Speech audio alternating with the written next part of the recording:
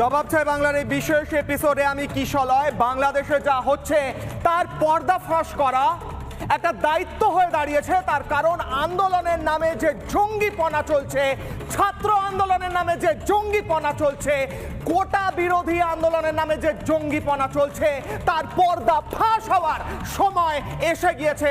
আর এই হলো সময় আজকে রিপাবলিক বাংলার পর্দায় জবাব চাই বাংলাতে আপনাদের দেখাবো আসলে কি হচ্ছে।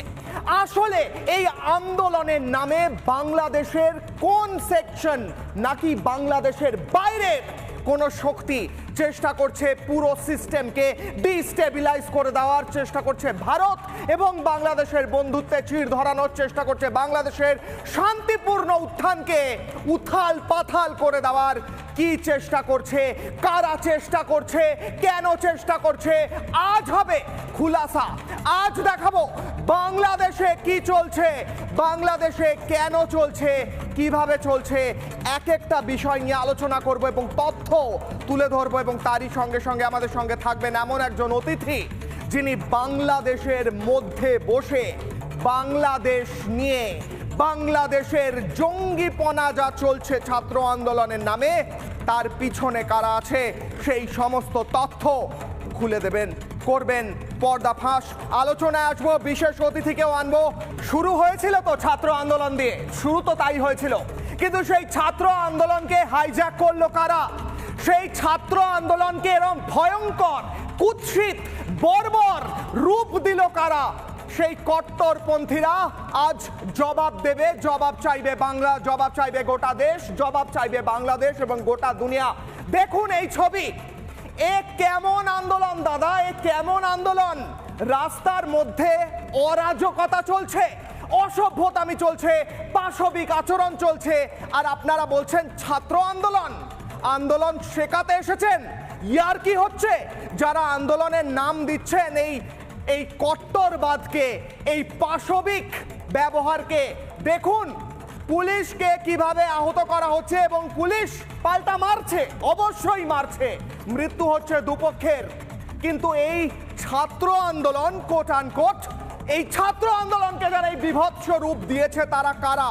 তাদের আজ মুখোশ খুলে ফেলে দেওয়া হবে, কারণ এই ছাত্র আন্দোলনের নামে যে কট্টরপন্থীরা বাংলাদেশকে কট্টর বানানোর চেষ্টা করছে এবং বাংলাদেশের হিন্দু সংখ্যালঘু ছাত্রছাত্রী মানুষকে যারা এই আন্দোলনের নামে অ্যাটাক করছে, তাদের মুখোশ আজ খুলবে। এই ছবি দেখুন বাংলাদেশের, সবুজে ঘেরা দেশ বাংলাদেশ, শান্তির দেশ বাংলাদেশ। কবিগুরু রবীন্দ্রনাথ ঠাকুর বহু কবিতা লিখেছেন বাংলাদেশ নিয়ে। আমার সোনার বাংলা, এই আমার সোনার বাংলা, এই আগুন জ্বলছে সোনার বাংলায়। ছি, এই সোনার বাংলা হয়তো কেউ দেখতে চায়নি। যে ঢাকা মেট্রো স্টেশন কোটি কোটি টাকা দিয়ে তৈরি হয়েছিল, ভারতের ইনভেস্টমেন্ট ছিল যে ঢাকা মেট্রো স্টেশনে, তা দাউ দাউ করে জ্বালিয়ে দেওয়া হলো। কেন? কাদের স্বার্থে? এরপর কারা ইনভেস্ট করবে সেখানে? চীন। কারা করবে? কোন দেশের স্বার্থে আজ একের পর এক বাংলাদেশের ইনফ্রাস্ট্রাকচার এবং ইনস্টলেশনকে অ্যাটাক করা হচ্ছে? আজ প্রশ্ন তুলব এবং তার উত্তরও খোঁজার চেষ্টা করব। আমি পিসিআরকে জিজ্ঞেস করব, যদি আমার অতিথিরা এই মুহূর্তে তৈরি হয়ে থাকেন তাহলে আমি আলোচনায় যাব, নাহলে আরও বেশ কয়েকটা ছবি এই মুহূর্তে দেখাবো। ভয়ঙ্কর ছবি বাংলাদেশ থেকে উঠে আসছে, গোটা এলাকা ধোঁয়ায় ঢেকে যাচ্ছে। তার কারণ পুলিশ এবং এই সোকল ছাত্রছাত্রীদের এই ভয়ঙ্কর রূপ, আগুনের গ্রাসে গোটা বাংলাদেশ জেলখানায় আগুন ধরিয়ে দেওয়া হচ্ছে। ইয়ার কি হচ্ছে? ছাত্র আন্দোলন হচ্ছে।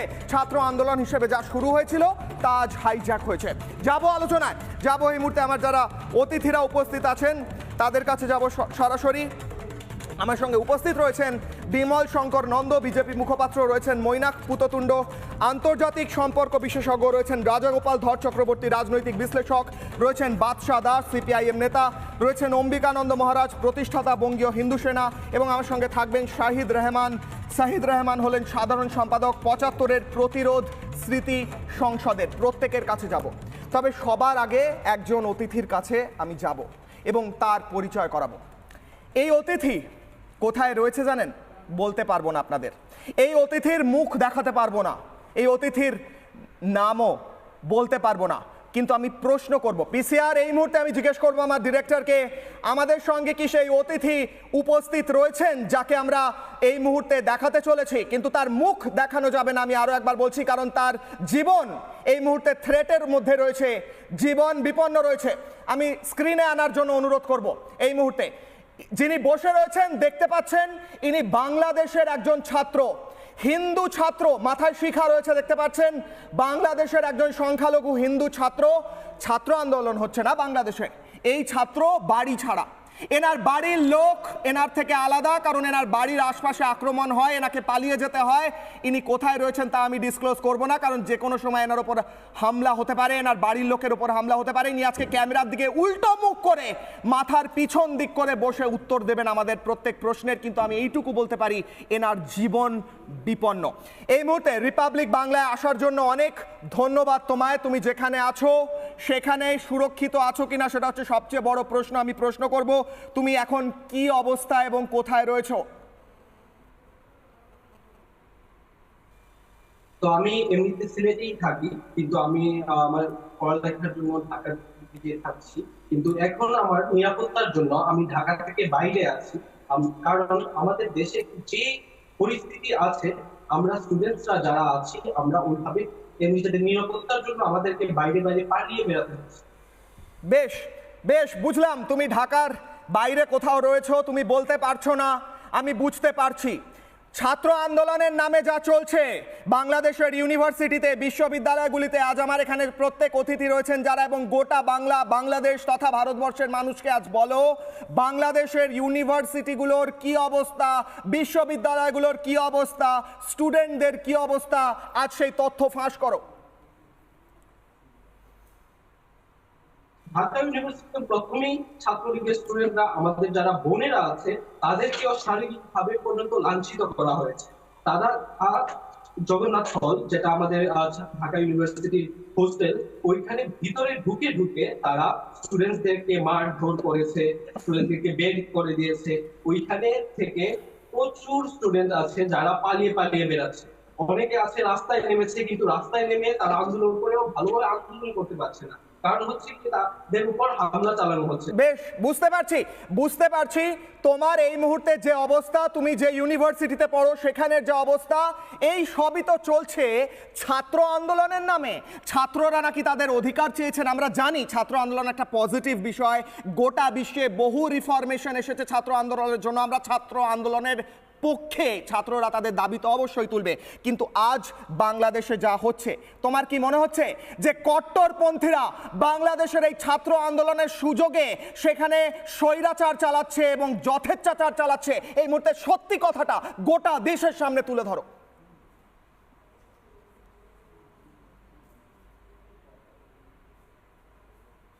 হ্যাঁ, আমার এটা অবশ্যই মনে হয়, কারণ এটা মনে হওয়ার কোনো আশঙ্কাও নেই, এটাই নিশ্চিত। কারণ ছাত্ররা যেভাবে শান্তিপূর্ণভাবে আন্দোলন করছে, আপনি যেভাবে বলেছেন স্টুডেন্ট আন্দোলনটা অনেক ভালো, যার কারণে সম্পূর্ণ পৃথিবীতে অনেক সিস্টেম গুলা সুন্দর হয়েছে, চেঞ্জ হয়েছে। তো ঠিক সেইভাবে ছাত্ররা এই আন্দোলনে নেমেছিল যাতে বাংলাদেশের কোটা সিস্টেমটা সরিয়ে দেওয়া হয়। কারণ বাংলাদেশের মধ্যে 56% কোটা দিয়ে বাংলাদেশের যারা জব নিচ্ছে, মুক্তিযোদ্ধা 30% এবং বাকি অংশগুলা টোটাল 56% তারা নিয়ে নিচ্ছিল, আর বাকি 44% বাকি ছিল, যেটা মাত্র সাধারণ ছাত্রদের জন্য বাকি রাখা বরাদ্দ করা হয়েছিল। তো এই জন্য ছাত্ররা আন্দোলন করতে নেমেছিল যাতে এই কোটা সিস্টেমটা তুলে দেওয়া হয়। কিন্তু হ্যাঁ হ্যাঁ সেটা অবশ্যই ভালো, কিন্তু পরবর্তীতে কি হয়েছে, তখন ওই সময় আজকে যে সুপ্রিম কোর্ট থেকে আজকে যে রায়টা বের হলো, তখন যদি এইরকম একটা আশ্বাস দেওয়া হতো স্টুডেন্টসদেরকে, তখন হয়তো এইরকম কোনো কিছু হতো না। কিন্তু স্টুডেন্টসদের মধ্যে থেকে ছাত্র লীগেরা বা কট্টরপন্থী মানুষেরা যে স্টুডেন্টসদের মধ্যে ঢুকে তারা এইভাবে আন্দোলনটাকে এমন একটা পরিস্থিতি তৈরি করেছে যে সংখ্যালঘুরা এবং বাকি অনেক স্টুডেন্টস আছে, ভারত থেকে অনেক স্টুডেন্টস বাংলাদেশে পড়ালেখা করছে, তারা পালিয়ে পালিয়ে বেড়াচ্ছে। তারা অনেকে আছে, আমার জানা মতে অনেকে আছে যারা পালিয়ে ভারতে পর্যন্ত ছুটে এসেছে, তারা আর বাংলাদেশে নেই কিছুদিনের মধ্যে। তারপর বাংলাদেশের মধ্যে সম্পূর্ণ ইন্টারনেট সংযোগ বন্ধ করে দেওয়া হচ্ছে। নর্মাল ফোনে কথা বলার মতন নেটওয়ার্ক নেই ওইখানে, যার কারণে স্টুডেন্টদের মধ্যে ঢুকে অনেক এই কট্টরপন্থীরা মিলে, ছাত্রলীগের স্টুডেন্টসরা মিলে বিটিভিতে আগুন ধরিয়েছে, তারপর বিআরটিসি অফিসে আগুন ধরিয়েছে, তারপর নরসিংদীর জেলখানার মধ্যে আগুন ঠিক। ধরিয়েছে, নরসিংদীর রেলওয়ে স্টেশনের মধ্যে আগুন ধরিয়েছে।